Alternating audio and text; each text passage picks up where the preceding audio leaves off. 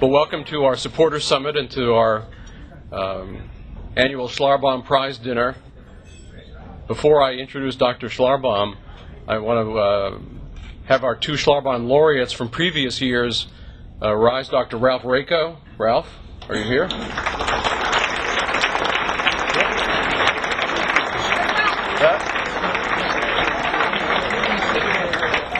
And Dr. Bill Peterson.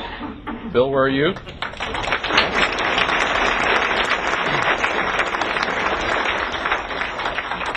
We'll get Ralph later.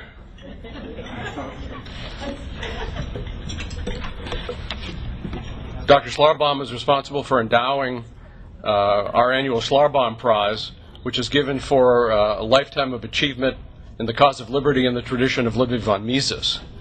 And let me introduce Dr. Schlarbaum, and then he'll introduce our speaker for tonight. Gary G. Schlarbaum is director of Schlarbaum Capital Management LP, an investment management firm in Ballacinawood, Pennsylvania. He was previously managing director of Morgan Stanley in West Conshohocken, Pennsylvania, and also at First Chicago Investment Advisors. Before that, he was a professor of finance at Purdue University, a professor who made good. Dr. Schlarbaum is a member of the Board of Trustees of the Bryn Mawr Presbyterian Church and chairman of its investment committee, a role in which he also serves the Mises Institute. He's a member of the American Finance Association and past chairman of the Candidate Curriculum Committee of the Institute of Chartered Financial Analysts. He's a frequent writer and lecturer on many investment-related topics. He received his undergraduate degree from Coe College in Cedar Rapids, Iowa, and his PhD from the University of Pennsylvania. Dr. Schlarbaum.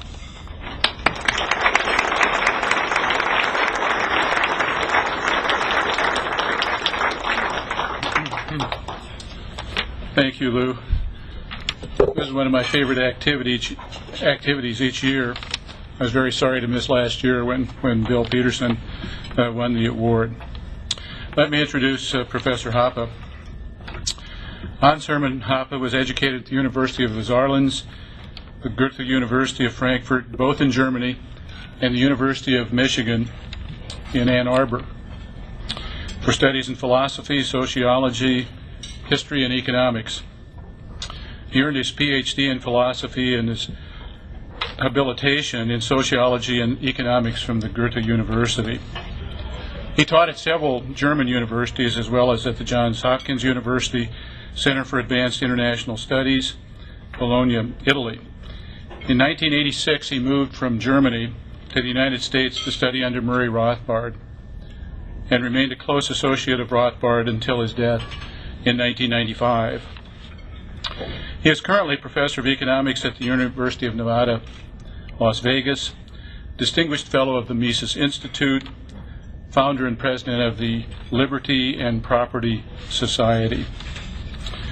His English language books include, and I hasten to add, I've read many of these books, include Democracy, the God That Failed, my favorite title actually, The Myth of National Defense, The Economics and Ethics of Private Property, A Theory of Socialism and Capitalism, and numerous articles on philosophy, economics, and the social sciences.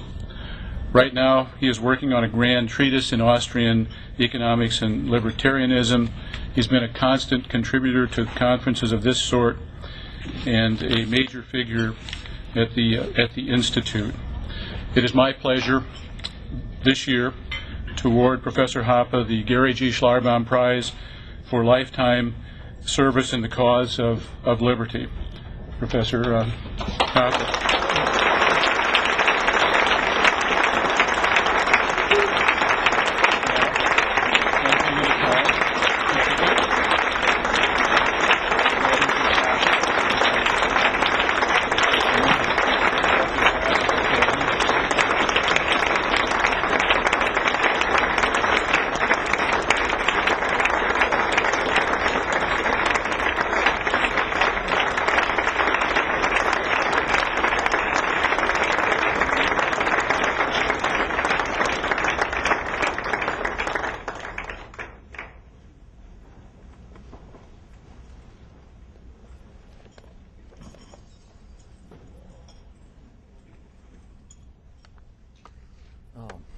Thank you, Gary. Thank you, Lou. I'm greatly honored as a recipient of this prize that makes me join the ranks of Otto von Habsburg and Ralph Raico, who is still outside and smoking his cigarette. Okay. For a while, I was contemplating talking about something about my intellectual biography, but then I noticed that intellectual biographies are in the meantime written already by 25-year-olds, and I realized that I was already too old for that. And instead of doing this, I followed Lou Rockwell's advice and chose a subject that fits into the general theme of this conference, reflections on state and war. And I want to begin my speech by saying something that I have said many times before that will not be a surprise to anyone. I will start with a definition of a state and then continue from there on. The state is defined as an agency with two unique characteristics. First, the state is a compulsory territorial monopolist of ultimate decision-making or of jurisdiction. That is, it is the ultimate arbiter in every case of conflict, including conflicts involving itself, the state itself. And second, the state is a territorial monopolist of taxation. That is, it is an agency that unilaterally fixes the price that citizens must pay for its provision of law and order. Now, predictably, if one can only appeal to the state for justice, justice will be perverted in favor of the state. Instead of resolving conflict, the state will provoke conflict in order to settle it to its own advantage. And worse, while the quality of justice will fall under monopolistic auspices, the price of justice will always rise. Now, instead of concentrating on the internal consequences of the institution of the state, however, I will focus on its external consequences, on foreign policy. For one, as an agency that perverts justice and imposes taxes, every state is threatened with exit. That is, especially its most productive citizens may leave the territory of the state. No state likes this, of course. Instead of seeing the range of control and its tax base shrink, every state prefers that the tax base and the range of control is expanded. Yet that brings a state into conflict with other states. And unlike the competition between natural persons and institutions, the competition between states is an eliminative competition. That is, there can be only one monopolist of ultimate decision-making and taxation in any given area. Consequently, the competition between states promotes a tendency toward political centralization and ultimately a single world state. Furthermore, as a tax-funded monopolist of ultimate decision-making, states are aggressive institutions, whereas natural persons and institutions must bear the cost of aggression themselves. States can externalize this cost onto their taxpayers. Hence, state agents are prone to become provocateurs and aggressors, and the process of centralization can be expected to proceed by means of interstate war. Moreover, given that states must begin small and assuming as a starting point a multitude of independent territorial units, something specific about the requirement of success can be stated. Victory or defeat in interstate warfare depends, of course, on many factors, but in the long run, the decisive factor is the relative amount of economic resources at a state's disposal. Now, in taxing and regulating, states do not contribute to the creation of economic wealth. However, state governments can influence the amount of existing wealth negatively.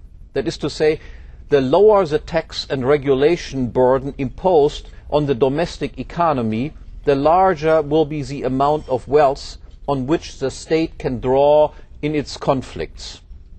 That is, states which tax and regulate their economies comparatively little, that is, liberal states in the European sense, tend to defeat and expand their territories at the expense of less liberal states. Now, this explains why Western Europe came to dominate the rest of the world instead of the other way around. And more specifically, it explains why it was first the Dutch, then the British, and finally the United States, which became the dominant imperial power. And why the United States, which is internally one of the most liberal states, again in a good sense, has conducted the most aggressive foreign policy. While the former Soviet Union, for instance, which is entirely illiberal, repressive domestic policy, has engaged in a comparatively peaceful and cautious foreign policy. Because the United States knew that it could militarily beat any other state, and in contrast, the Soviet Union knew that it was bound to lose a military confrontation with any state of substantial size unless it could win within a few weeks. Now, historically, most states were monarchies, ruled by absolute or constitutional kings. And democratic states, including so-called parliamentary monarchies such as Britain, for instance, headed by presidents, were rare until the French Revolution, and these democracies have assumed historical importance only after World War I. Now, while all states must be expected to be aggressive, the incentive structure faced by traditional kings on the one hand and by modern presidents on the other is different enough to account for different kinds of war. Whereas kings viewed themselves as the private owner of the territory under their control, presidents consider themselves as temporary caretakers. The owner of a resource, of a country, is concerned about the current income that is to be derived from the resource and about the capital value embodied in a country. His interests are, because of this, long run, with a concern for the preservation of the capital values embodied in his country. In contrast, the caretaker of a resource is concerned about his current income and pays little or no attention to capital values. The empirical upshot of this different incentive structure is that monarchical wars tended to be moderate and conservative as compared to democratic warfare. Monarchical wars typically arose out of inheritance disputes. They were characterized by tangible territorial objectives and not by ideological motives.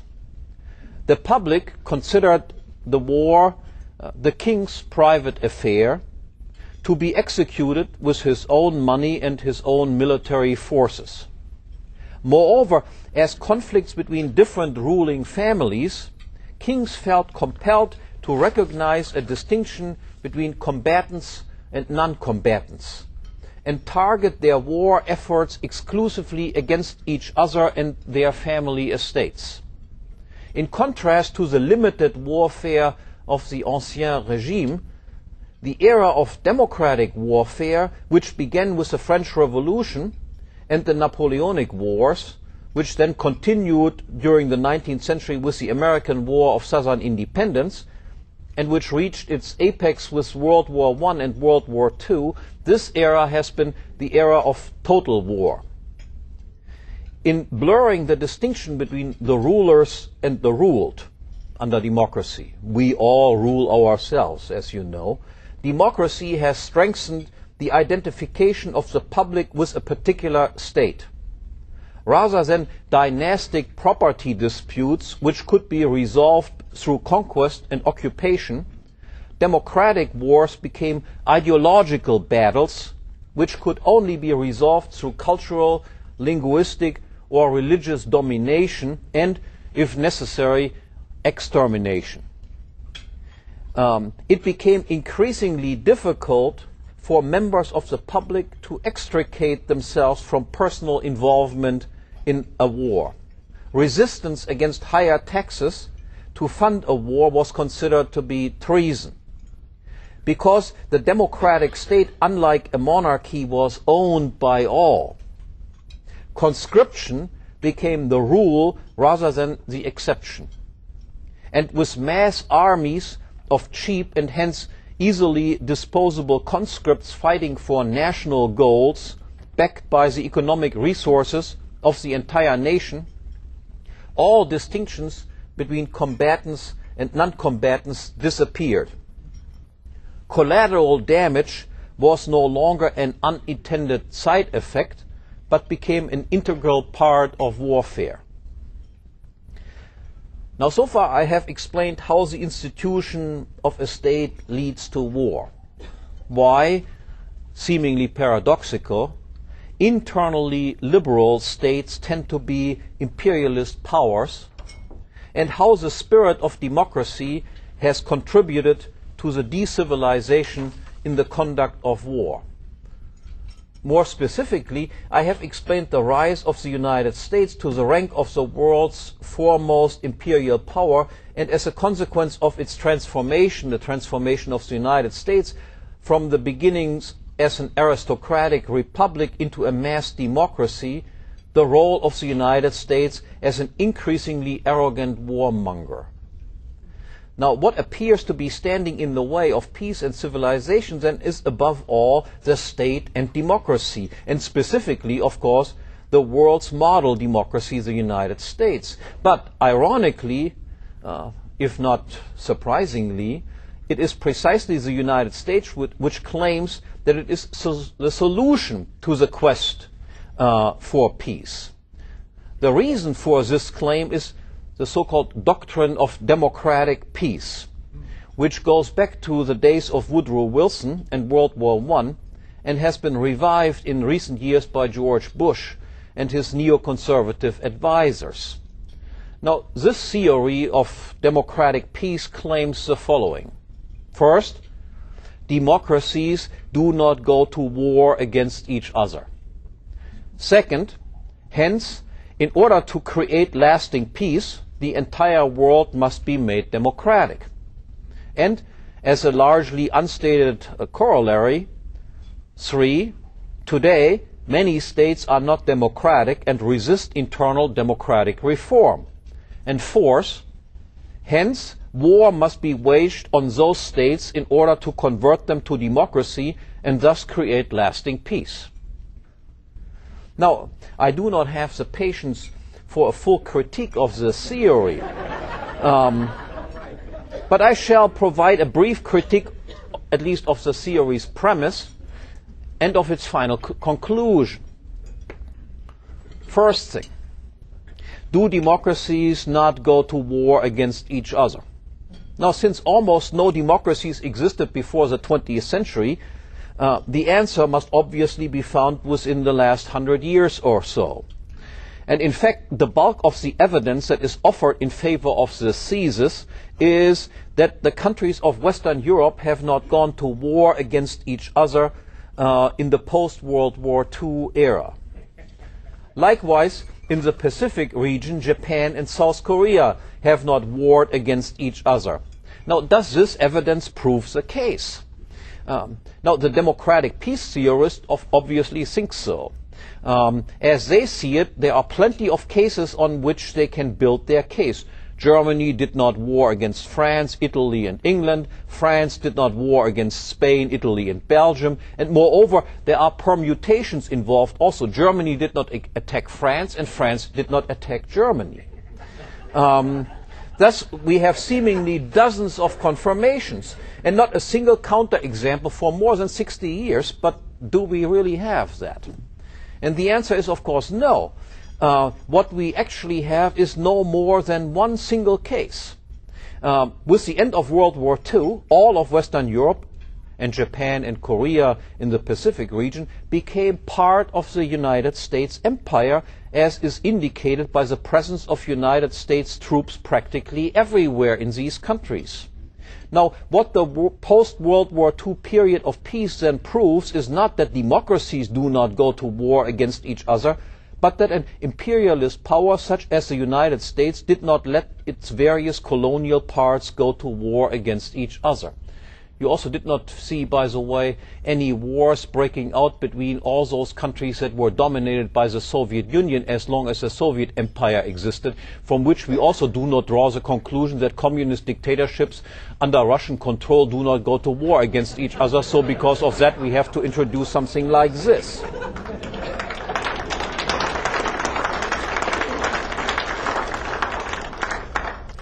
So then, second point is, what about democracy as a solution to anything? First point, the theory involves a conceptual conflation of democracy and liberty or freedom that one can only call scandalous. The foundation of liberty is private property. And private or exclusive property is incompatible with democracy, which is nothing else but majority rule. Democracy is a soft variant of communism, and rarely in the history of ideas has it been taken for anything else but this, except, of course, Mr. Bush. Second, the theory of democratic peace distinguishes only between democracy and non-democracy, which it all summarily labels as dictatorships.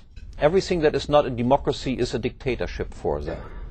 Thus, not only disappear all aristocratic republican regimes from its view, but also all traditional monarchies.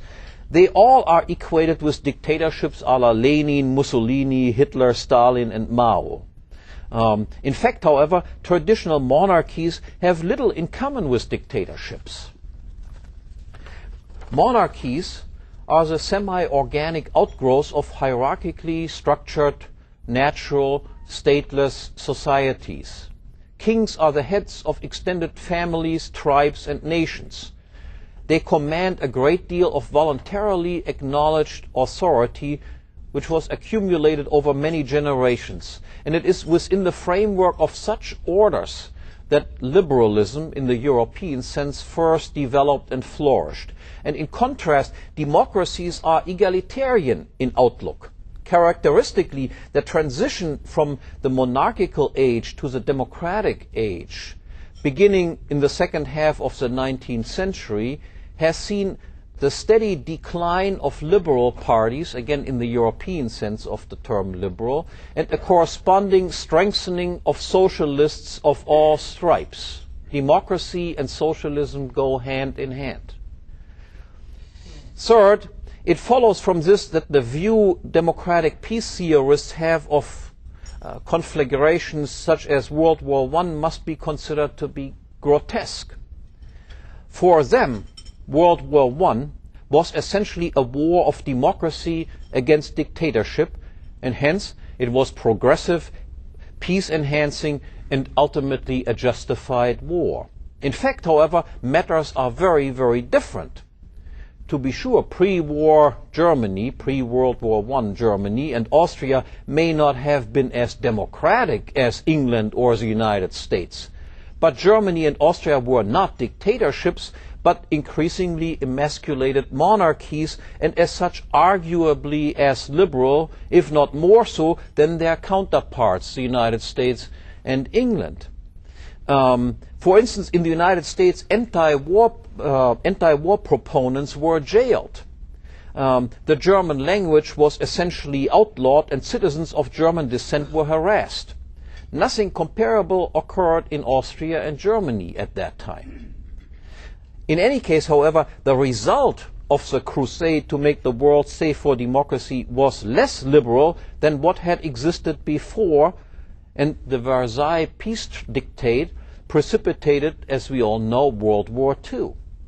Not only did state power grow faster after World War I, after the democratization taking place, than before, in particular, the treatment of minorities deteriorated in the democratized post-World War I period. In the newly founded Czechoslovakia, for instance, the Germans were systematically mistreated until they were finally expelled by the millions and butchered by the tens of thousands after World War II by the majority Czechs. And nothing remotely comparable had happened to the Czechs during the Habsburg reign, for instance. And the situation regarding the relations between Germans and South Slavs in pre-war Austria versus post-war Yugoslavia was quite similar. Democracy then, and this is something that Mises recognized in his 1919 book on nation, economy, and state, democracy does not work in multi-ethnic societies. It does not create peace there, but promotes conflict and has potentially genocidal tendencies. Fourth point, the democratic peace theorists claim that democracy is a stable equilibrium. This has been stated most clearly by Francis Fukuyama, who labeled the new democratic world order as the end of history. However, evidence exists that this claim is patently wrong on purely theoretical grounds. Now, how can democracy be at equilibrium if it is possible that democracy can be transformed democratically into a dictatorship? That is, a system which is considered to be not stable. The answer is that makes, of course, no sense whatsoever. In addition, empirically, democracies are anything but stable.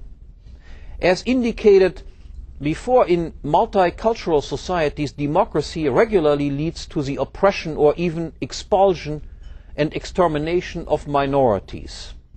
That seems to be hardly a peaceful equilibrium. And in homogeneous societies, democracy regularly leads to class warfare, which leads to economic crises, which leads to dictatorship. Think, for example, of post-Tsarist Russia, or think of post-World War I Italy, or of Weimar Germany, or of Spain or Portugal in more recent times, Greece, Turkey, Guatemala, Argentina, Chile, and Pakistan.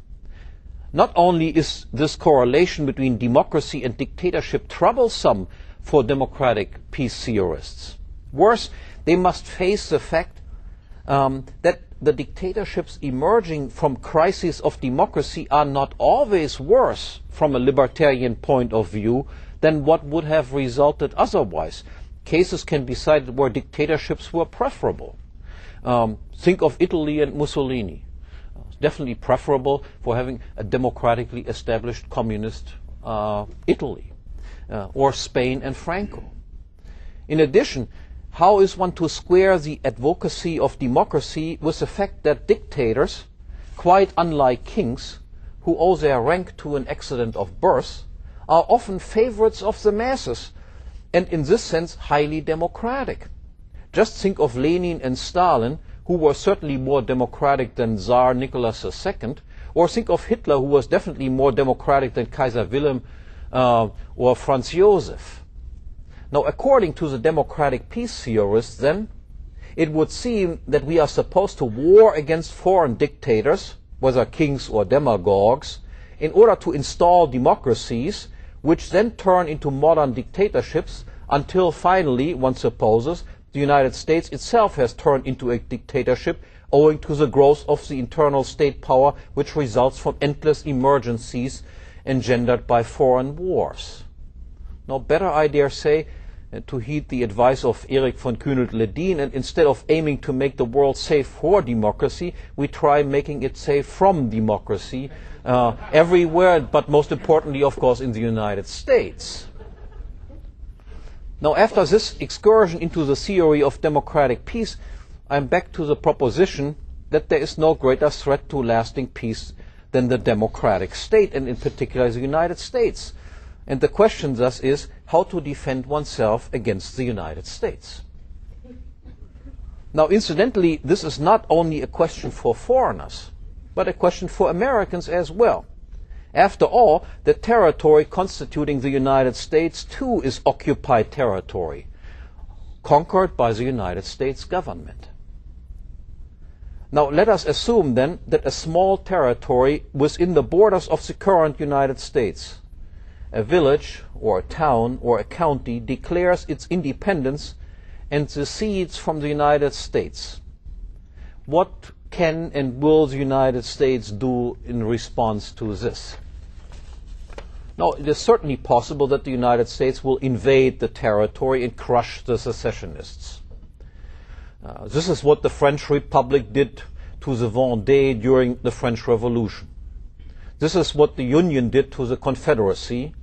And on a much smaller scale, this is what the United States government did in Waco. But history also provides examples to the contrary. The Czechs and the Slovaks separated peacefully. Russia let Lithuania, Estonia and Latvia go. The Slovenes were let go by Yugoslavia at that time. Singapore was often even expelled from previous union with Malaysia. Now, obviously, the relative population size matters in the decision to war or not to war. Likewise, it matters what resources are at the secessionists' disposal. Also, the geographical location can weigh in favor or against intervention. But this cannot be all. For how is one to explain, for instance, that France has not long ago conquered Monaco, or Germany, Luxembourg, or Switzerland, Liechtenstein, or Italy, the Vatican City, or the United States, Costa Rica? Or how is one to explain that the United States does not finish the job in Iraq by simply killing all Iraqis? Surely, in terms of population, technology, and geography, such are manageable tasks. Now, the reason is not that French, German, Swiss, Italian, or United States state rulers have scruples against conquest, confiscation, and the imprisonment or killing of innocents. They do these things all the time on a daily basis to their own population. Bush, for instance, has no compunction ordering to kill innocent Iraqis. He does so every day. Rather, what constrains the conduct of state rulers is public opinion. As La Boétie, Hume, Mises, Rothbard have explained, government power ultimately rests on opinion and not on brute force. Bush does not kill himself or put a gun to the head of those he orders to kill. Generals and soldiers follow his orders on their own. Nor can Bush force anyone to continue providing him with the funds needed for his aggression. The citizenry must do so on its own.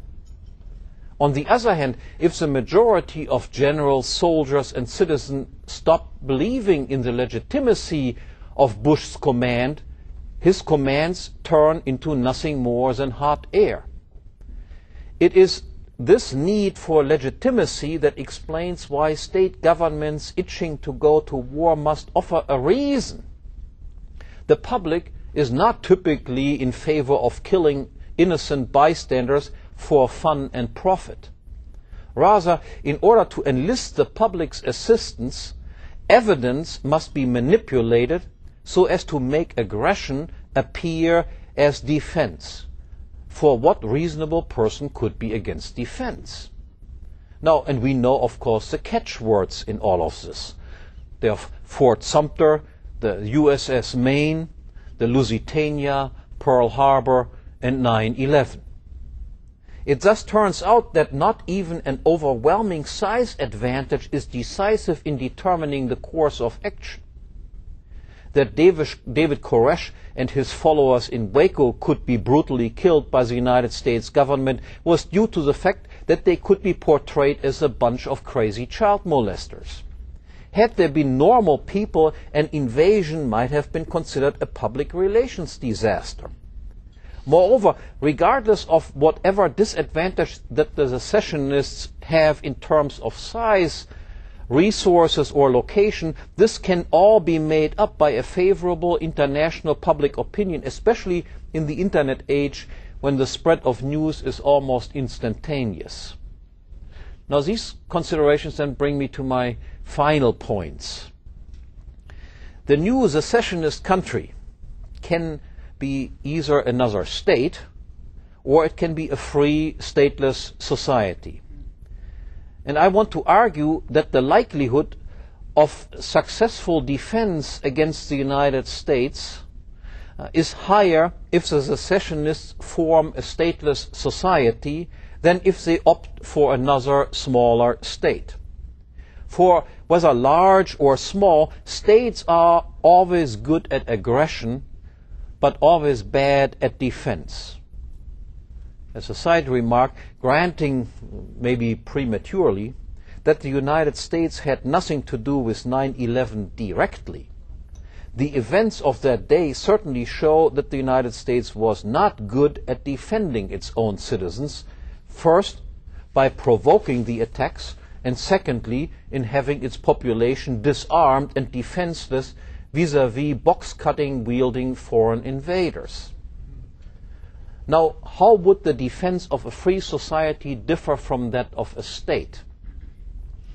As I explained, the likelihood of an attack depends essentially on the ease of manipulating the evidence so as to camouflage aggression as defense. And to discover such evidence is much easier in the case of a state. Even the most liberal state has a monopoly of jurisdiction and taxation, and thus cannot but create victims who can be properly stylized as victims of human rights violations and thereby then provide an excuse for an invasion. Worse, if the new state is a democracy, it is unavoidable that one group, the Catholics or the Protestants, the Shiites or the Sunnis, the whites or the blacks, will use its power to dominate another, and again there exists then an excuse for invasion, namely to free the oppressed minority. Better still, the oppressed are incited to cry out for help. Moreover, in reaction to domestic oppression, terrorists may grow up who try to revenge the injustice. Just think of the Red Brigades, the RAF, the IRA, the ETA in Basque Country, and both the continued existence as well as the attempt of eradicating these terrorist organizations may provide reason to intervene, namely, on the one hand, to prevent the spread of terrorism, or, on the other hand, to come to the rescue of freedom fighters. In contrast, in a free society, only private property owners and firms, including insurers, police, and arbitration agencies exist, and if there are any aggressions, they are those of criminals, of murderers, rapists, burglars, and plain frauds, and it is very difficult to portray the treatment of criminals as a reason for an invasion. Now, what if an attack does occur after all? In that case, it might well be best to give up quickly, especially if the secessionist territory is very small. Thus, Mogens Glistrup, the founder of the Danish Progress Party, he once recommended that the Defense Department of teeny Denmark be replaced with an answering machine announcing, at that time to the Russians, that we surrender. This way, no destruction would occur, and yet the reputation of the invading government as a defender and promoter of liberty would be soiled forever. Now this leads then to our central question regarding the effectiveness of states versus free societies in matters of defense. Now, as a monopolist of ultimate decision-making, the state decides for everyone bindingly whether to resist or not to resist. If to resist, whether in the form of civil disobedience, armed resistance, or some combination of these things. And if armed resistance, of what form? If the state decides to put up no resistance, this may be a well-meaning decision, or it may be the result of bribes or threats by the invading state, but in any case, it will be contrary to the will of many who would have liked to resist and who are thus put in double jeopardy, because as resistors they now disobey their own state as well as the invader. And on the other hand, if the state decides to resist, this again may be a well-meaning decision, or it may be the result of pride or fear, but again, in any case, it too will be contrary to the preferences of many who would have liked not to resist, or to resist by different means, and who are now entangled as accomplices in the state's schemes and subjected to the same collaterally fallout and victor's justice as everyone else. Now, the reaction of a free territory would be distinctly different. There is no government which makes one decision. Instead, there are numerous institutions and individuals who choose their own defense strategy, each in accordance with one's own risk assessment. Consequently, the aggressor has far more difficulties conquering the territory. It is no longer sufficient to know the government, to win one decisive battle, or to gain control of government headquarters. Even if one opponent is known, one battle is won, and one defense agency is defeated, this has no bearing whatsoever on others.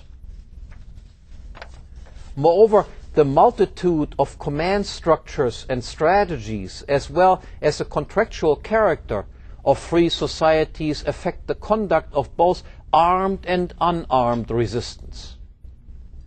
As for armed resistance, in state territories, the civilian population is typically unarmed, and heavy reliance exists on regular tax and draft-funded armies and conventional warfare.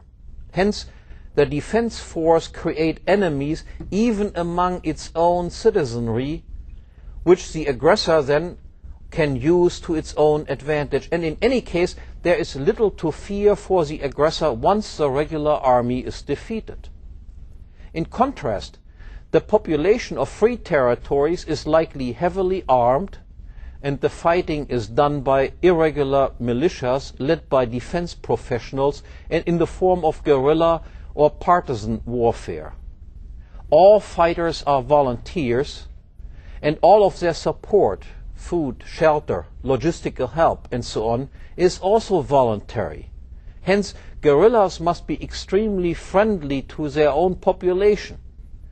But precisely this, their entirely defensive character and their near unanimous support in public opinion, can render them nearly invincible, even by numerically far superior invading armies. History provides numerous examples for this. Napoleon's defeat in Spain against guerrillas fighting him. France's defeat in Algeria, for instance. The United States' defeat in Vietnam, and Israel's defeat in South Lebanon. This consideration leads immediately to the other form of defense, namely civil disobedience. Provided only that the secessionists have the will to be free, the effectiveness of a strategy of civil disobedience can hardly be overestimated. Recall that power does not rest alone on brute force, but must rely on opinion. The conquerors cannot put one man next to each secessionist and force him to obey their orders. The secessionists must obey by their own free will. However, if they do not, the conquerors will fail. Most importantly, civil disobedience can occur in many forms and degrees. It can range from ostentatious acts of defiance to entirely unobtrusive ways, thus allowing almost everyone to participate in the defense effort. The courageous and the timid, the young and the old, leaders and followers.